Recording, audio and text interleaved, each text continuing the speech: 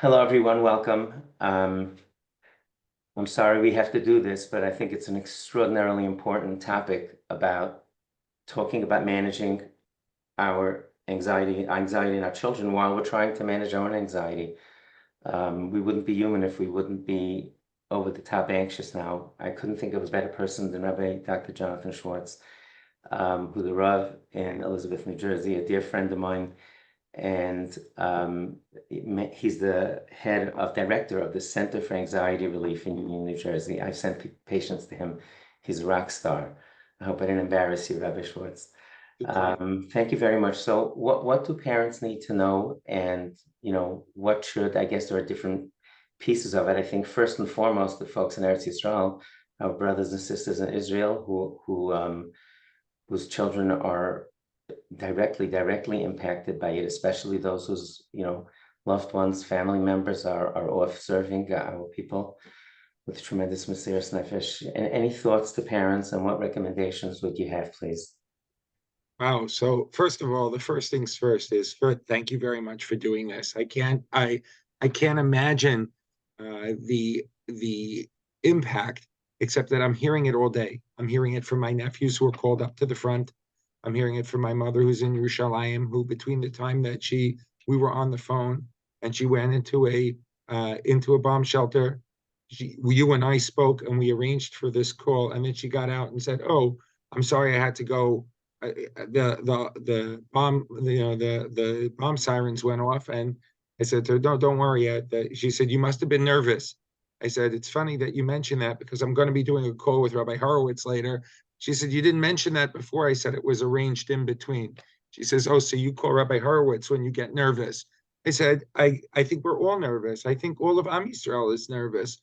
And as parents, we certainly we feel that nerve even more intense because we're supposed to be protectors, and we think to ourselves, that's my kid, that's my nephew, that's my son, my daughter, and they're going out to go do what they're doing, and I can't control that situation. So the first thing I think we need to remember is we can't control every situation. That's a very, very important thing. But what we can do is recognize what we can do. I'm amazed. My brother and my sister-in-law have four kids who were called up in the last 48 hours. And the one thing that they're able to do, and you talked about rock stars before, those parents, they're the rock stars. To hear the strength and from them as they are talking to family members about how wonderful and how proud they are of their kids. I know they're shreklach.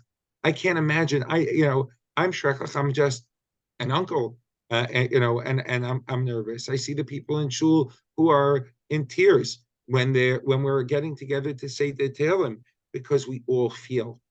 And I want you to know, because what I'm hearing from the fronts, from the Rabbanim who are out there offering chizuk to the soldiers, is that they're feeling it. They're feeling the love, not necessarily the fear, but they're feeling the love and they're feeling the care throughout the world. So I think we have to first take apart our feelings and understand them and put them into compartments for us so that we can understand what we can be doing, what's useful and what's not. The first thing I think we feel is a tremendous amount of loss of control. And we're going to talk about that a lot, I think, in the course of our conversation, because I think that's the biggest challenge for us as parents when we're dealing with these children that we gave birth to, and we're supposed to be able to protect. The neshamas are given to us by Hashem, and we're supposed to return them and do no harm. And so we're nervous because now we don't have control and we can't protect our kids. Right? There's a point in life where our children come to protect us. And what we can do is we can pick up their spirits. And what we can do is we can encourage them. And we can tell them how proud they are and how we believe in them and how we are supporting them and whatever we can do for them. And that they should just know that we're with them 1,000,000% of the way. That's what we can do. The second feeling I've heard a lot of in the last since I'm sorry, Mr. Schwartz. I just want to drill down a little bit. I hope you don't mind if I go ask go a go question or please. two. I'm trying to think of what the parents um, would want to know. When you said that you were talking about parents whose children are going off to the front? Is that's the first thing, the first category, is that correct? Yep. Okay, And I just within wanted this, to understand. And that's the group grandparents, we're dealing with, right, and right? grandparents for that matter, or loved Grandparents, ones. if you're there, offer the support. You have your WhatsApp group, make sure you let people know, right? You let them know how proud you are of your kids. You let your kids know because they're taking advantage of it. They're building their own strength, and we're watching them come into their own in these moments. And as tough as it is for us to be able to feel that loss of control, we need to find something to control. One thing we can control is communicating our belief in our kids and our communication to our kids that we love them to death, but we also are proud of them and we believe in them. And we want to give them all the kavod in the world. The greatest experience my sister-in-law sent us this morning was my two nephews, happened to be on bases next to each other. They were given the right to video call, right? So my sister-in-law sent us a still shot of the three of them. She on one end and my nephews on the other side. I must tell you, on the one hand, I'm watching your face. On the other hand, I can't tell you how strong I felt in the process. It gave me chizik. It gave them chizik to know that it was up on the family group chat. I don't do the WhatsApp group. That meant it had to go to my wife, and my wife sent it my way just to be able to know but there's strength there. Our kids in these moments, the ones who are on those going off to battle, our children, our grandchildren, the most important thing you can do is let them know you're with them. Let them know you believe in them. Let them know how proud you are of them. Give them that sense of authority. Give them that sense of control. Give them that sense of respect. Give them that sense of awareness of mission and purpose. You can go ahead and do that. You're sending these kids a sense of strength. And as we said on Simchas Torah, chazak v'nischazek. You give the strength, you will be strengthened in the process. It's tremendous, it's important, and it extends beyond immediate family. But we'll go that route at another point in time.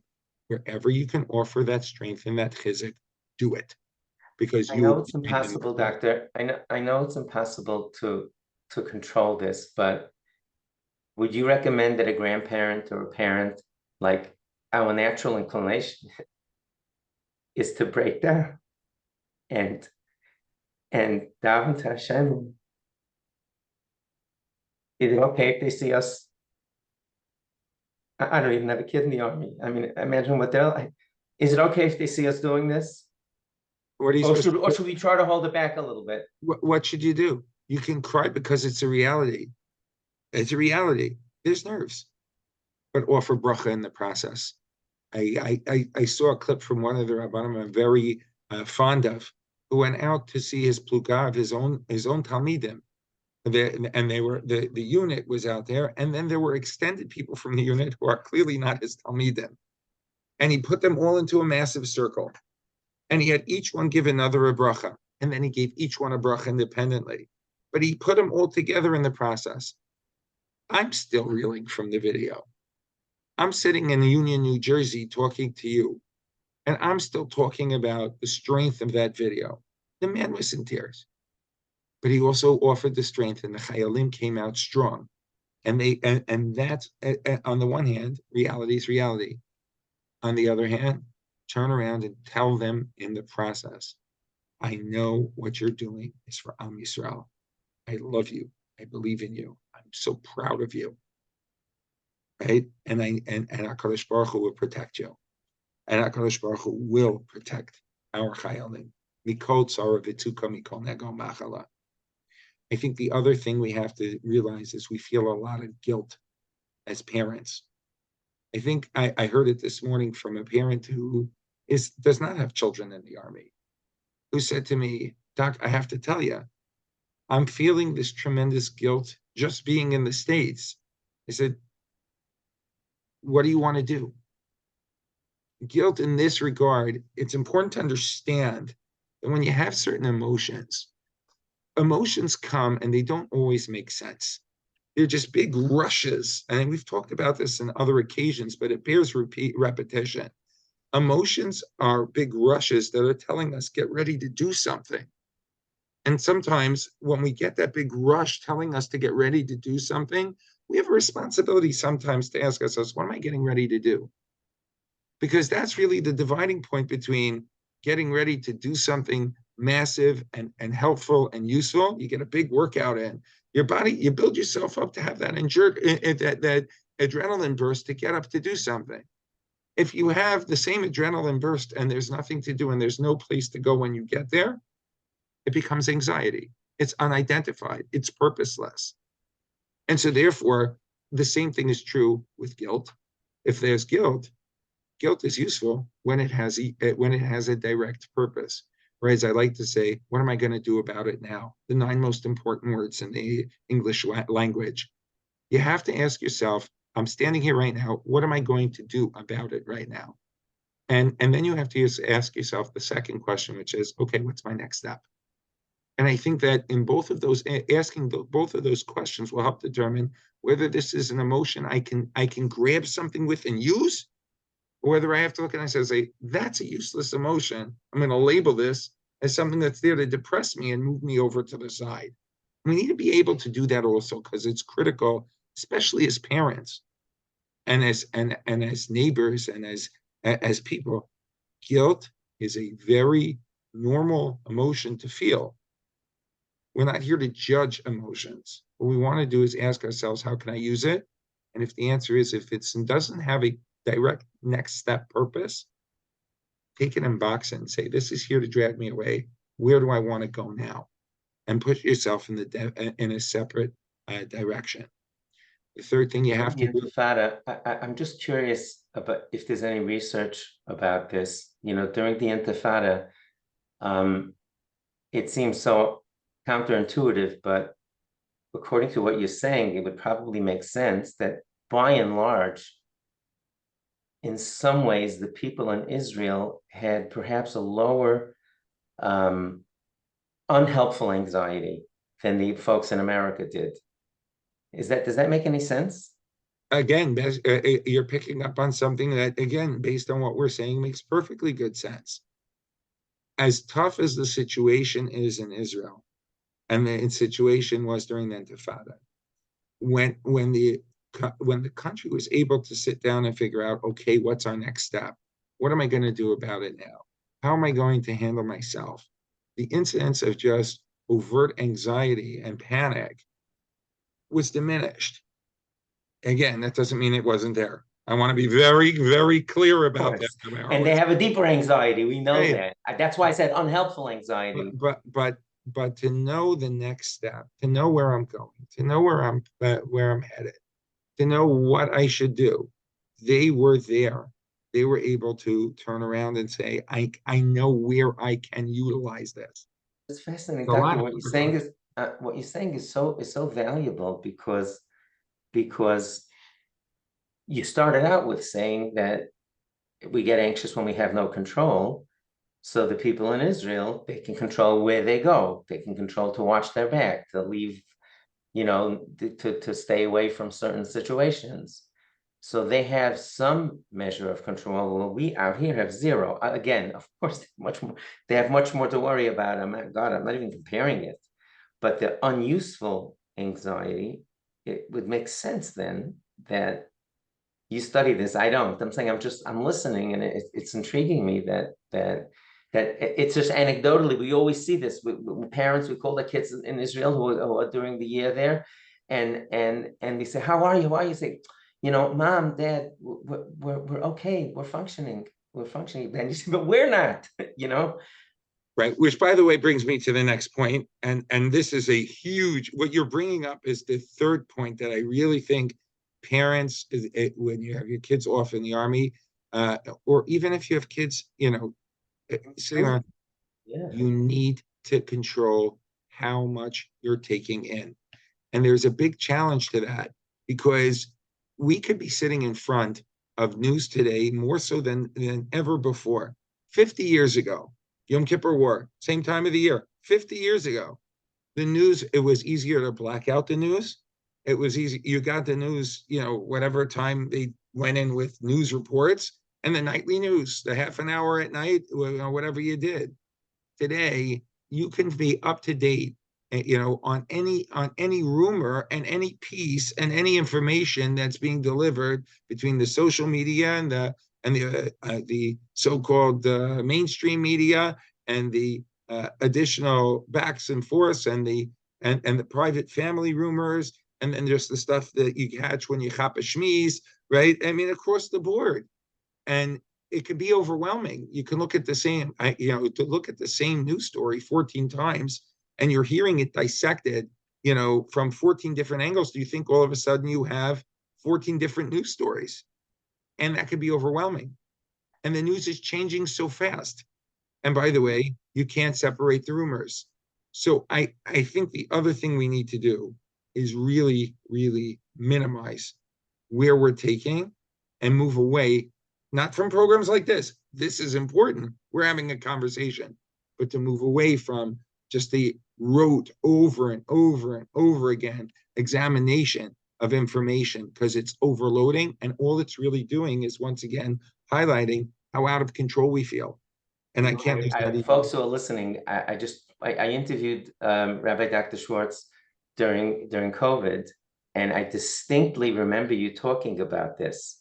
And I was doing, I wouldn't say 24/7, so it was 18/6, like all the stations and looking and reading. And I actually took your advice and started limiting the information flow to me and social media. It actually was helpful. If you take breaks from it, you'll have better, first of all, you'll have a sense of control over it. Also, if you take breaks from it, giving your body a sense of calm. If we're always running at that high level of what am I going to, what am I going to do? It's not going to be helpful. If I need to take a step down, I can digest. It's horrible either way. The casualty numbers are high, but you don't need to watch the number go from 700 to 800, Rahman al-Litzlan, number by number. That's not going to help you, right? So what you really want to be able to do is give yourself spaces. I told a young man today who was very worried about his family, and I said to him, you need to cut back. You need to cut back on the amount of time. If there's an issue in the family, they'll know where to find you. But you need to go back to work today. You need to be able to get back to whatever it is that you're doing and studying, because you're not doing anyone any use sitting and constantly calling your sister in Yerushalayim. And by the way, you're holding her back from the things she needs. Speaking of which, what advice would you give to the sister in Yerushalayim besides for blocking my calls? If I call too often, I'm just kidding. No, I'm saying, first of all, let's take a look. We have more people sitting around now than before, right? Think about it. Last time, people were sheltered in place in COVID when we talked about anxiety over a crisis the last time we got together. Let's take a look at what we have in Yerushalayim right now.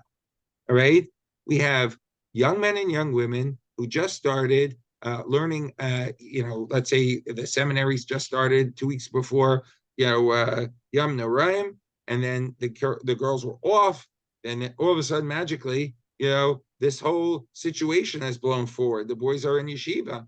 Hopefully, the yeshiva is, maybe you're back in yeshiva for Simchas Torah, maybe you're not back in yeshiva. We have a Zman that's supposed to start next week that may have started today. I know different yeshivas were pushing, the Gedolei Rosh yeshivas were pushing to move in a certain direction. So we have all of our kids who are now around, and parents today have means of communication.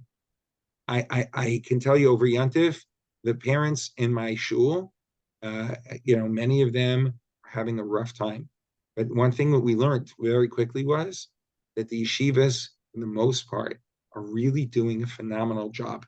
And especially the seminaries and the yeshivas of these one-year programs, they were on top of the situations fast. They moved their kids back in. They went into lockdown. They know where every kid is. They're able to get a hold of you. We talked over Yontif, to different parents about arranging buddy systems within communities. So, which I think is not the craziest idea under the sun. If there are 5 people or 10 people in the same seminary or in the same school, in the same yeshiva, whatever the system is, each time there is a need. Let's say, I mentioned this morning, there was an Azaka in Yerushalayim. There was a bomb that fell in Mevaseret Zion.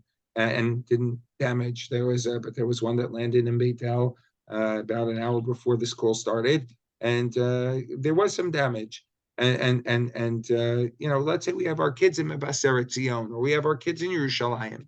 Now our parents know something happened. The schools are going to send out a general email. But you know what would happen a lot faster? Before your kids call, whoever gets through, just know I checked with Shloimi and Beryl and Chaim, and just let their mothers know also. And Beryl will say, I talked with Chaim and Schwartz and this one. So that this way, if one of our parents missed it, for whatever reason on a call, everyone's able to get the information. Don't worry.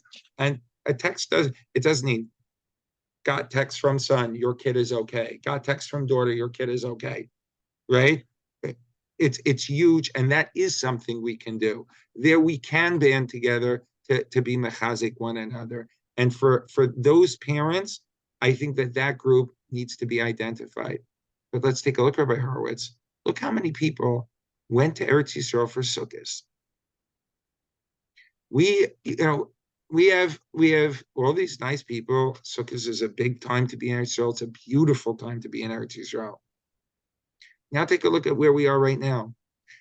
We have a lot of people who rented apartments for Sukkot, who rented this and that. And they were all supposed to leave Eretz Yisrael somewhere between yesterday, late last night, and some point, I imagine, between today and tomorrow, right?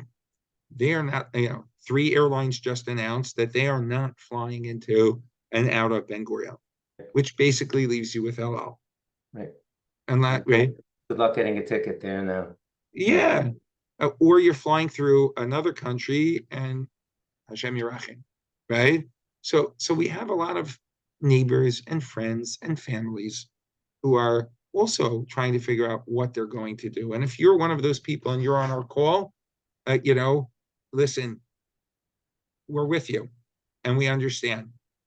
And I have siblings who are in that boat too. What advice would you give to, right now, I communicated with a mother of teenage and preteen children right before I got on. What advice would you give her, him, her husband, the family, on talking to their children? What should they be telling them? How should they be managing their own anxiety, of course, and the children's? But now I really want to focus on the children. What should they tell? What should they be telling? What should the children hear from them? Which, again, where are the children located? Anywhere, but it could be anywhere in Israel. Parents are in Israel and the kids are in Israel. Okay, so a couple who lives in Israel right now. The children have been going back and forth to shelters, to the bomb shelters when the sirens go off. And what would you advise the parents just simply to tell their kids? 7 steps I want to bring up. 7. You ready? I'm listening. And I want to, and I really should send you the link as soon as I'm done, but please, I'll post it. Please do. Yeah, but let me just tell you, somebody sent me a link this morning from a psychologist from something called the CBT DBT Center. Her name is Chaya Liba Kobernik, and she wrote a short booklet. It's a 16-page. It's a free download, and it's called Michal Asks Ima About the Sirens. Wow. Okay. I just perused it, and I thought it really summed up a lot of the steps that we're going to talk about now. And she's talking from the perspective of a young mommy talking to a young daughter, right? But the steps are, in my opinion, the same things I would recommend that you talk to your teenagers, just adjusted appropriately for teenagers. Point number 1, always encourage questions.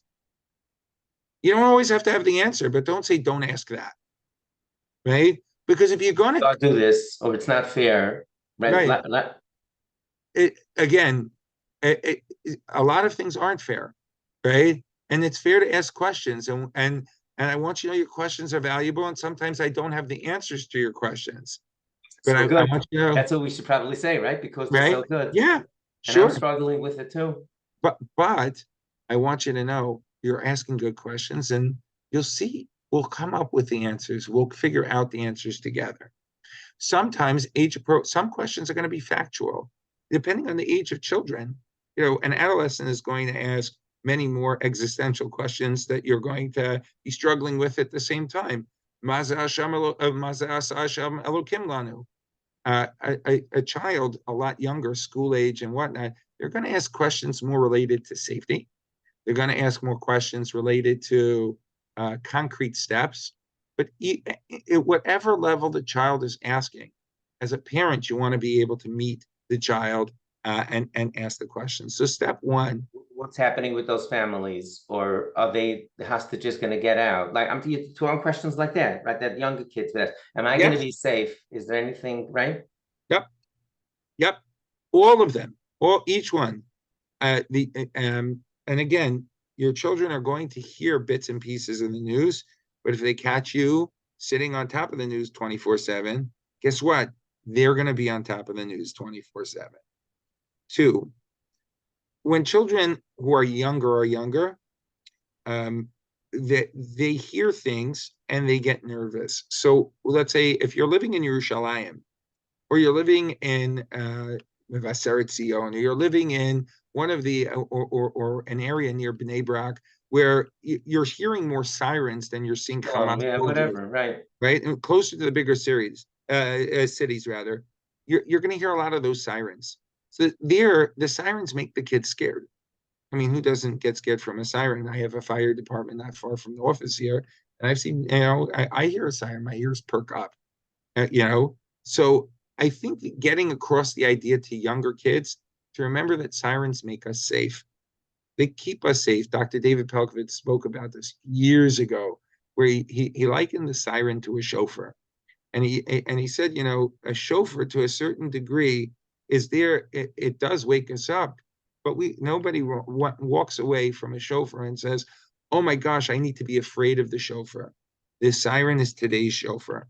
It's there for us, but take the language and make it appropriate for the age range of the child. So you want to reach your child who's 5, who's telling you how scared he or she is of the siren. And why do we have to hear the siren? And why do we have to keep going into the sealed room in the bomb shelter? And I'm scared. What do I do? Is very different from the child who is 13 or 14 or 18, who may be experiencing the same experience and just needs to hear things at an age appropriate level. Each child needs to get the language that he or she can understand. 3, and this really goes back to our sense of control. Give tasks to children. So my mother mentions to me that one of my nieces made the decision, she lives in Harnof, and she made the decision to stock the bomb shelter on the floor with games, with snacks, etc., so that when they've had to go into the bomb shelter, the kids knew what to do. A brilliant idea. Brilliant. Another brilliant idea. Give children tasks. So this child's in the, okay, you're in charge of the games. You're the entertainment director. What are we doing while we're in here? What game are we playing now? Right? You be in charge. Just like the parents want to have a sense of control and awareness, right. Children want a chance to have control. Take care of your younger brother. Make sure right? that if we're busy, get him in right. there. And join in the process and let the kids feel like they're in charge. Give them something to control. Give those tasks. And that can go across the board and everybody can understand. 4, you need to explain your facts directly. In other words, we want our children to know the facts of the game. You hear the siren, you go to the bomb shelter. Right? If for whatever reason we need to leave and go someplace else, we have a rendezvous point. Our rendezvous point will be, Dr. Kobernick said, we have a rendezvous point at the shul. We never leave without an adult. So if we get separated for whatever reason, everyone has a partner here, and we always know we can meet in this and this location. This way, children don't run off on their own. They always know they have a partner. I seem to remember that when we were a lot younger, our parents used to do that with us when we had to go on trips. We had buddy systems. I'm sure you had it when you ran camp and certainly in the yeshivas, but our kids know, and they always know where to meet. The late Rabbi Gottesman used to always, Rabbi Moshe Gottesman used to always say, every kid in our travel camp in Sdei Chemet knew where Hosea and Yechezkel streets were, because no matter where you wound up, if you got lost in Yerushalayim, every Corner. kid knew and these were before the cell phones, just be at Hosea and Yechezkel, right? And it did happen once that something happened and kids got lost, and they were not. It wasn't a bad loss. It was, the Rabbi guys, they're not lost. He walked up to Hosea and Yechezkel, and sure enough, as he got there, the kids were standing right there. Oh, Rabbi Goddess, when we got separated from the group, but we knew Hosea and Yechezkel. Kids who know where to go, if we are separated, this is our rendezvous point, but they always know. We don't go off running on our own. We go with an adult we trust, and not any adult we trust. We have this sister, this brother, this sibling, we have a partner, and we always go with the people we trust. That would be step number 4. 5, I would say to a parent, I would say, when your kids express fear, validate it. By the way, when you're the grandparent sitting in New York or New Jersey, and your kid tells you, Mommy, Tati, Ima, Abba, Mom, Dad, I'm scared, we can also validate it. But when we validate fear, instead of saying there's nothing to worry about, or we're going to be strong, you're really taking something away from children. And you're getting, and in the same way, when you asked me before about parents who need that validation, that it's okay to cry in front of their children, right? The children need it also. I found that power of that bracha that I told you on the video valuable for another reason, because there's physical contact, right? And physical, for children, a hug goes a long way, right? And I think that needs to be a part of the element. And if you're too far away and you can't send it, have a system with your child, or your grandchild. Give a big hug. You zoom it in. I'm going to do it this way and you're going to do it this way. Tighter. The children will feel your hug. It may come with their arms, but they will feel your hug. And it's important sometimes because that also validates. You can validate it and say, I understand. And it's okay to be scared now. The author of the famous work on happiness, whose name is escaping me right now, but he wrote in Pursuit of Perfect, Tal Ben Shachar, Dr. Tal Ben Shachar. He tells a story in one of his books about how when he was going off to Miluim, he was, his son was crying. And somebody said to him, to the son, real chayalim don't cry, right? Real chayalim don't cry. His son was a young child. And so he said, well, that's ridiculous, because real chayalim do cry, and real adults cry, and real children cry. And we're human beings. We have tough times. We go through rough times in our lives. And this is one of them. So it's okay. It's understood. But we're going to come out strong. We don't need to end on a depression. We can be nervous, we can be scared, but we can be hopeful at the same time. There's a lot to be hopeful about. We have the best weapon in the world. Hinei lo yonum v'lo yishan shomer Yisrael. And we know it, and we've seen it, and we've read about it, and we have belief that hu heitiv, hu meitiv, hu yetiv lanu. But it's scary while we're going through the steps. And it is.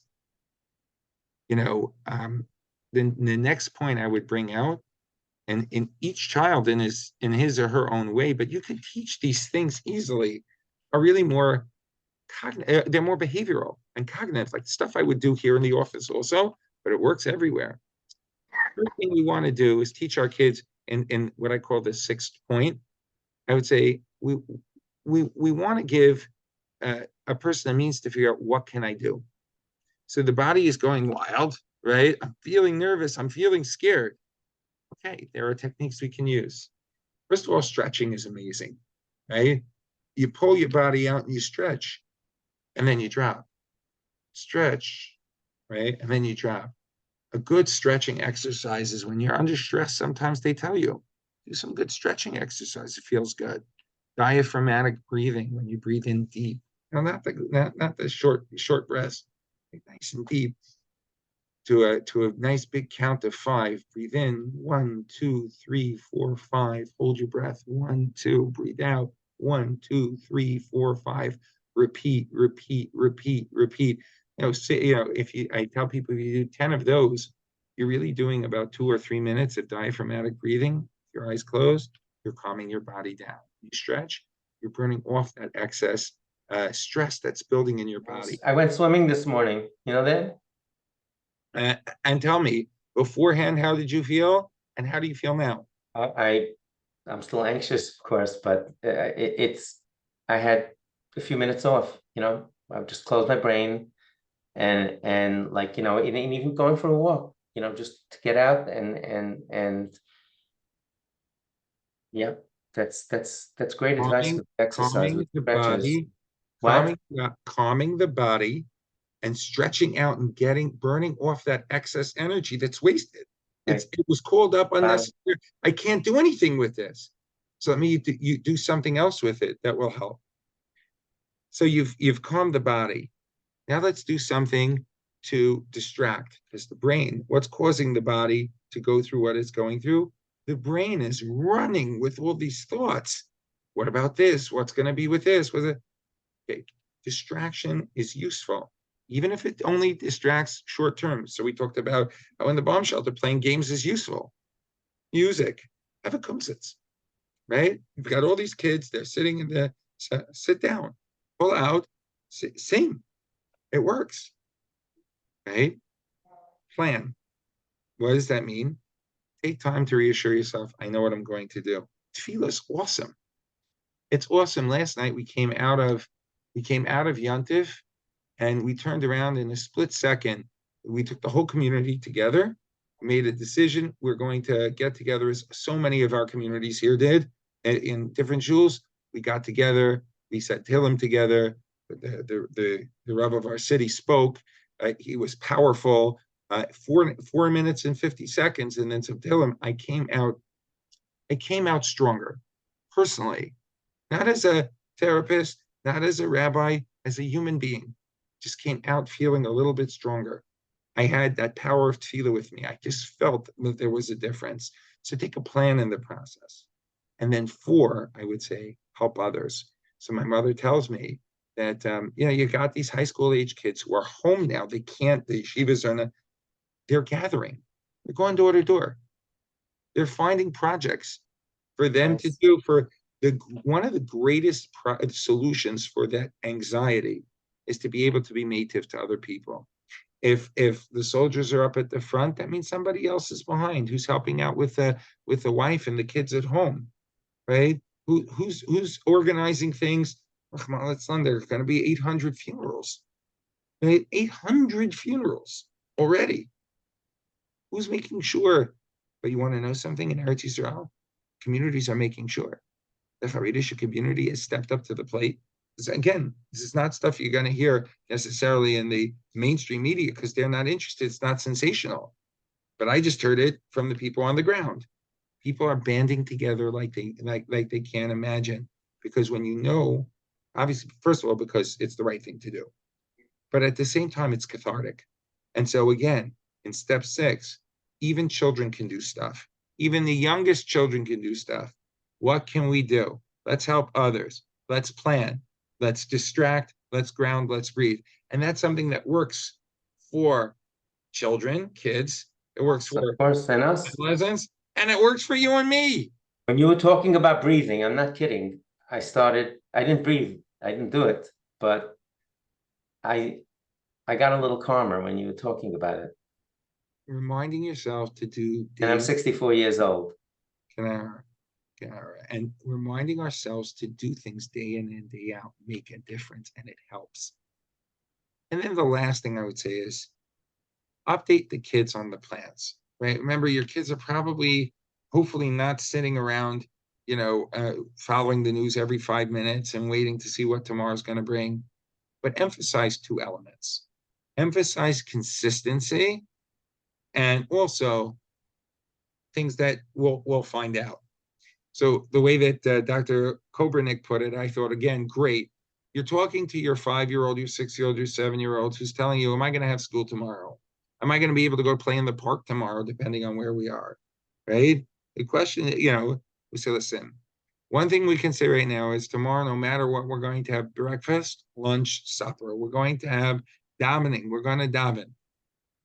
We're going to have other things that we'll figure out as we know. But as soon as I know, I'll let you know. And as soon as I can tell you, right, I will give you a more definite answer. It's okay. That's so brilliant to talk about breakfast, lunch, and supper. Mhm. It's such a practical, pragmatic, smart thing to do. So you say that routine that we have, I'm going to read you a bedtime story just like I do every night. That's going to be the same. What? Exactly. And then, we're going to clean this. We're going to do this. Whatever. Play games this way. We're going to do We're this. going to water the plants.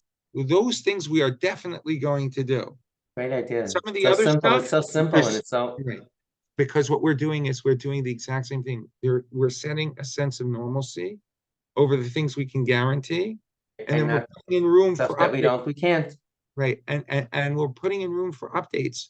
And I will update you. Guess what? We can go now, right? We will go to the park, or there will be school tomorrow. I don't know the answers when. Right. And it might be that they'll have to cancel it again. But for now, right. But why, we won't be canceling breakfast, lunch, and supper. We won't be canceling. That's great. I love that with the meals. We'll be able to piece the pieces together. Consistency can be mixed with uncertainty.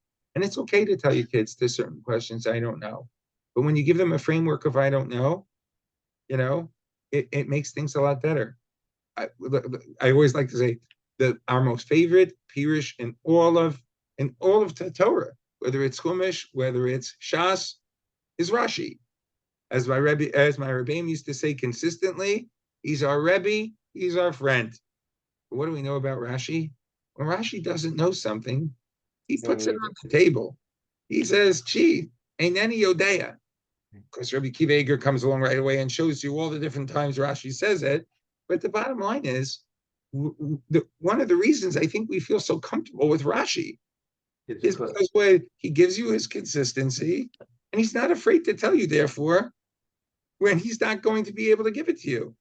He used to tell my Talmidim, why didn't you say any day? Could have left it blank. That's what I always told right? I used to tell my students, if he didn't, it says that Rivka, Aim, Yaakov, Esav. We introduced Rivka, the mother of Yaakov and Esav. We know already that Rivka's, we got that before. So Rashi's any a day, Mamalam Ten. I don't know what it teaches us. So I asked the kids, so why did Rashi say it then? So and what did you offer? I didn't offer. I let the kids talk. And almost every single time that I ever asked it, all the years, one of the kids would say he wanted to let us know that he had a question, that there's something there that he would have liked to explain, but he didn't know. And another kid would say, I think Rashi was really making it up. He probably did know, but he wanted us to know. That we had such a great dialogue from the kids. I used to let them answer. Why do you think Rashi didn't? Why did Rashi write this, guys? So again, aside from the great limud that comes into that from the chinuch perspective, let's take that also and bring it back to our situation also. Let's give the kids a voice too, right? They don't have to figure out exactly what failed and where and who attacked that's a nonsense. It's really not helpful for the children. But let's give the kids a chance to have a certain mastery over things that they can master, right? So what do you think, when we're planning and going forward? So what do you think? They say it's okay to go outside. Do you feel okay to go to Park X? Do you want to just go for a walk over here? What do you think? What would you guys like to do? Again, taking the same chinuch practice, even when things are okay, right? Limited, okay. You'll also be able to find out who's really anxious and needs a talking to. And You take the temperature of the room, you know, you can, Right. that's a very good way. It's brilliant. Dr. Schwartz, it's brilliant because you could take the temperature of the room. You can have three children, two aren't anxious, one is. Or they're Um, anxious in different ways. I work with a woman in Eretz Yisrael. She does a lot of my online work and preparing the slides and stuff and videos. It was fascinating. She wrote this morning that I can work, but I don't want to talk about this. And I was grateful that she was honest, you know, So that, for some people, it's okay. Don't force somebody to talk. right, you know, I And used to, by the way, that's not only true for adults, that's true for kids too. sure, Just for because sure, a child is not talking doesn't mean the child is having a crisis. right.